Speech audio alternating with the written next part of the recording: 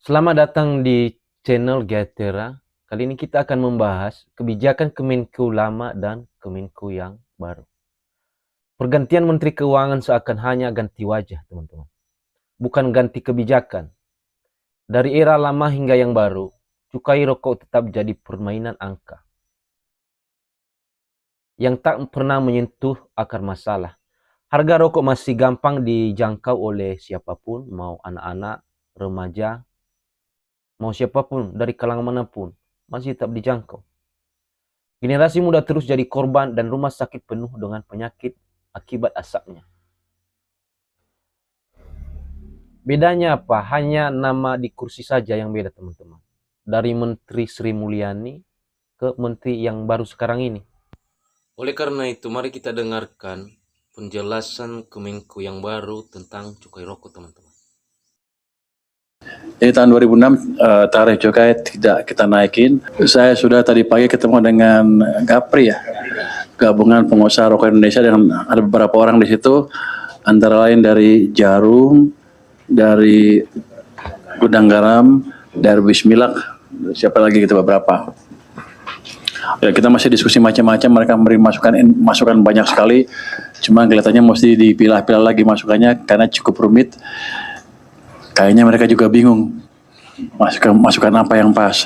Tapi saya minta mereka tulis masukannya lagi, diskusi antara mereka sehingga masukannya nggak menguntungkan satu atau merugikan yang lain. Tapi satu hal yang saya diskusikan dengan mereka, apakah saya perlu merubah tarif cukai ya? Tahun 2026 mereka bilang asal nggak dirubah udah cukup. Ya udah, saya nggak rubah.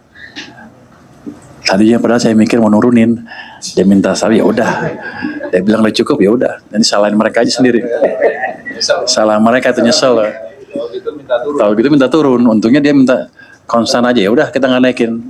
Jadi tahun 2006 tarif cukai tidak kita naikin.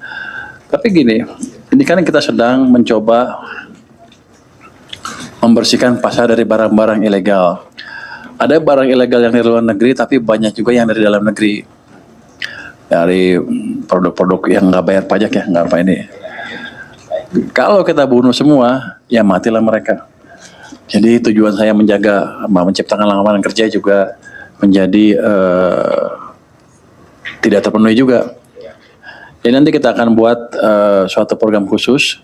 Mungkin Pak ini pernah buat kawasan industri hasil tembakau. Di sana nanti di satu tempat akan ada mesin, gudang, pabrik, dan bea cukai di sana. Konsepnya adalah sentralisasi plus one stop service. Ini sudah jalan di Kudus, Jawa Tengah, dan di Parepare di Sulawesi Selatan. Jadi kita akan jalankan lagi di kota-kota yang lain.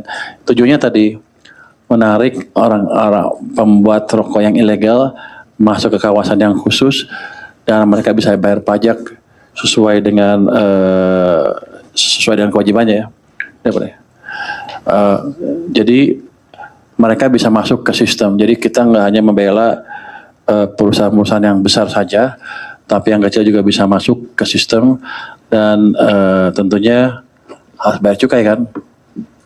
Kita atur supaya mereka nanti bisa berkompetisi cukup dengan perusahaan-perusahaan besar. Tadi minta ada perusahaan-perusahaan besar minta supaya mereka masuk ke market perusahaan kecil tadi. Dibolehkan membuat rokok baru dengan harga yang sebanding gitu ya. Ya bagus untuk dia. Tapi itu kan matiin yang lain. Saya akan pertimbangkan masukan seperti itu. Tapi yang kita atur adalah supaya yang kecil bisa hidup, yang besar juga bisnisnya nggak keganggu secara tidak fair gitu. Itu ya. Ini perkembangan, ini nggak jalan semua nih.